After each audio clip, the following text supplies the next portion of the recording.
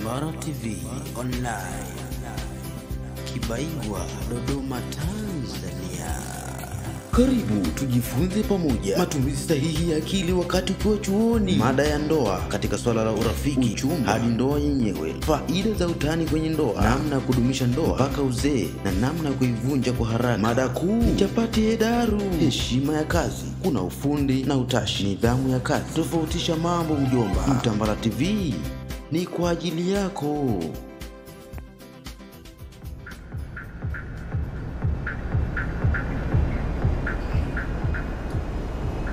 Niwakaribisha tena katika kipindi cha siku ya leo, na leo tutaenda kuzungumzia swala la shuhuda ya familia katika jamii.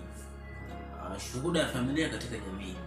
Katika kipindi hiki tutajifunza juu ya muonekano wa familia katika jamii na faida za familia kuonekana kwa namna fulani katika jamii au hasara zake. Yaani kiufupi ni kwamba, je, familia ikionekana kwa mtindo huu katika jamii, je, itakuwaje? Au nini ni faida yake? Lakini pia ikionekana katika mtindo mwingine tofauti na mwingine, kwamba nini faida yake na hasara yake. Kwa hiyo ndio mada ambayo tunaenda kuzungumzia leo. Na katika mada hii ningeenda na neno shuhuda. Leo tulijue neno shuhuda kwamba ni nini. Neno shuhuda kwa lugha rahisi ni muonekano au uonekanaji wa jambo fulani. Kwa mfano, wale ambao wamewahi kuwa mashahidi, ambao wamewahi kuwa mashahidi kwa ajili ya kutoa shuhuda kwa labda kwa kesi fulani. Labda mhalifu umemuona wakati anafanya tukio. Pale ukienda kutoa yale maelezo kwamba huyo nilimuona akifanya hivi na hivi, hapo tunasema unatoa ushuhuda au unatoa shuhuda kwamba ulimshuhudia akifanya hicho kitu. Kwa hiyo sasa, kwa kumbe, kwa maana hiyo sasa tafasiri ya shuhuda maana yake inatuelekeza kwamba tujue kwamba shuhuda ni juu ya uonekanaji ule wa jambo halisi kama lilivyokuwa. Ndio maana kwa mfano kama mtu amekamatwa ana kesi fulani, wanaitwa mashahidi. Hao wataenda kukitoa kitu halisi kilivyokuwa. Kama ni kweli walimuona, watasema kweli tulimuona, na kama si kweli hawakumuona, basi watasema si kweli hatukumuona. Kwa hapo watakuwa wakitoa nini? Wakitoa shuhuda au wakitoa ushuhuda juu ya hiyo kesi ya huyo mtu. Sasa je, shuhuda katika somo la leo ambalo tumesema shuhuda ya familia katika jamii, ni tunazungumzia swala gani? Swala ambalo tunazungumzia siku ya leo ni juu ya ni namna gani familia inaonekana katika jamii. Familia yako inaonekana vipi katika jamii? Kiukweli ni kwamba mtu akiwa katika familia yake, kama anafanya biashara zake, ana mambo yake ambayo anayafanya, mara nyingi watu huwa wanafanya mambo kwa ajili ya familia zao. Kama ni kutafuta chakula, natafuta ili familia yake iweze kupata riziki ya chakula, mavazi, malazi na vitu kama hivyo.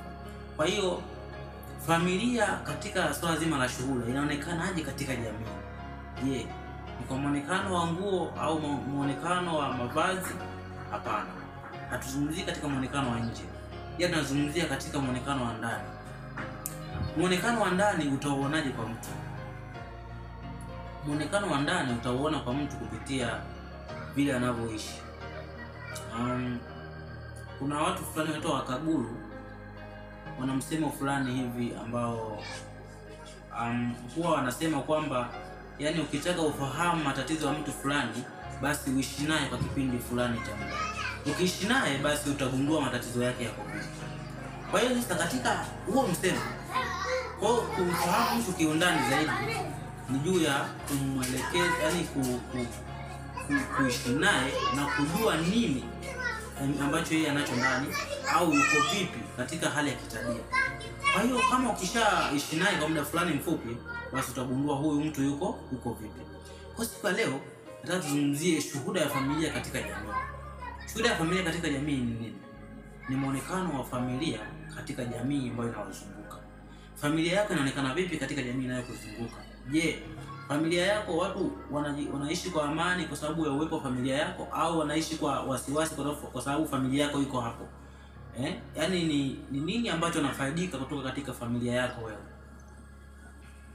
Sasa hapa nitazungumzia juu ya muonekano wa familia katika jamii, katika kiujumla, juu ya swala la wazazi, kwa sababu wazazi ndio ambao ni kioo katika familia.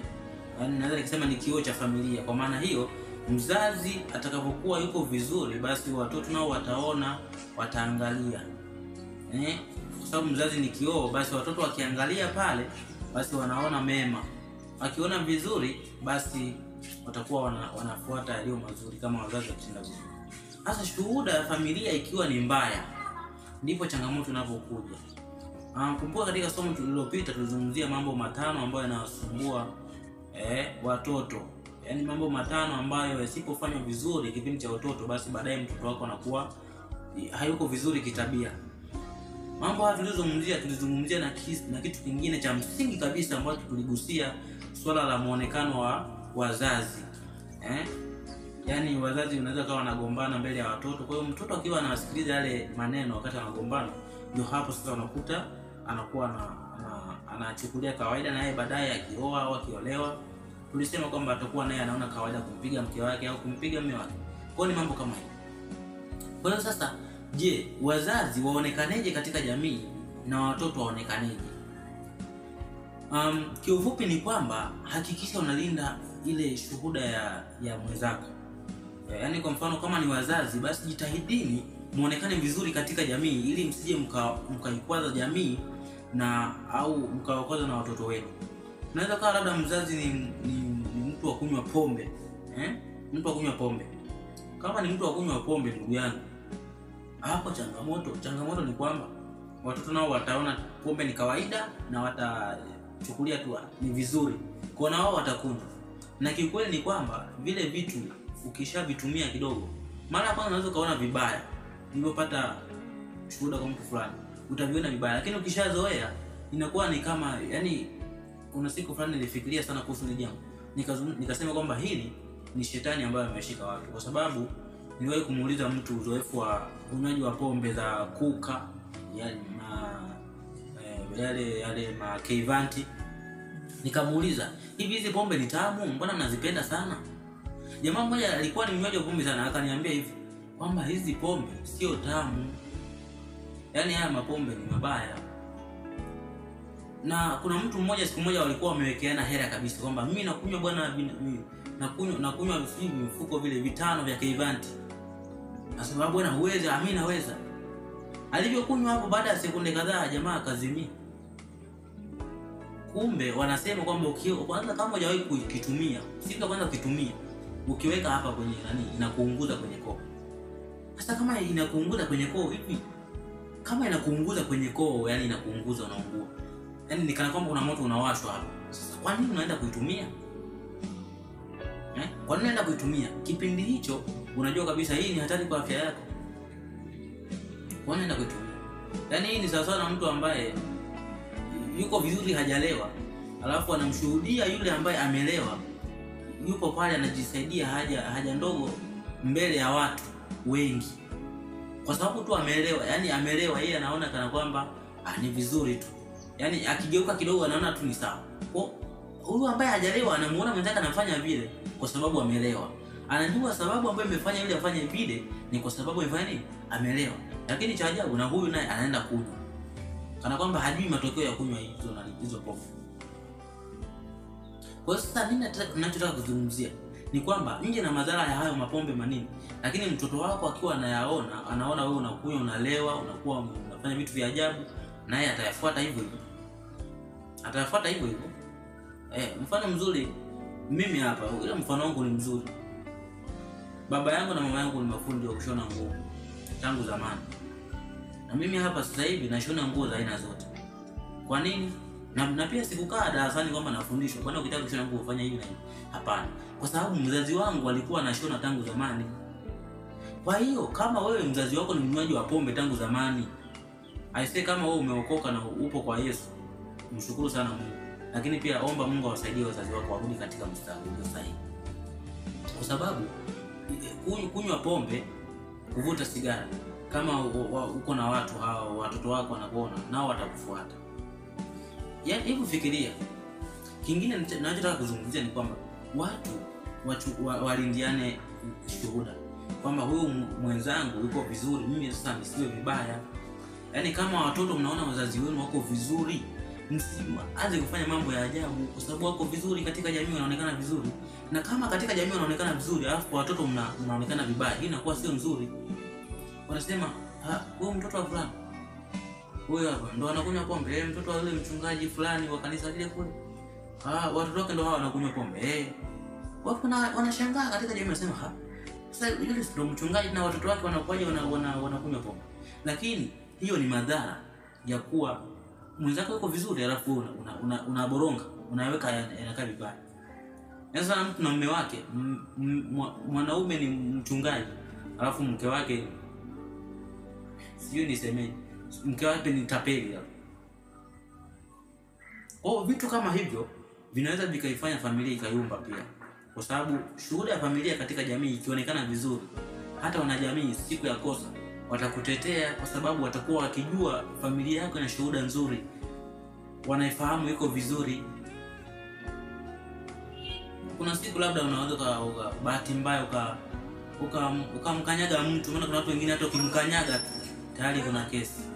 Lakini bahati mbaya ikitokea ukamkanyaga mtu, mwingine atakutetea kwa sababu anajua shuhuda za familia ziko vizuri.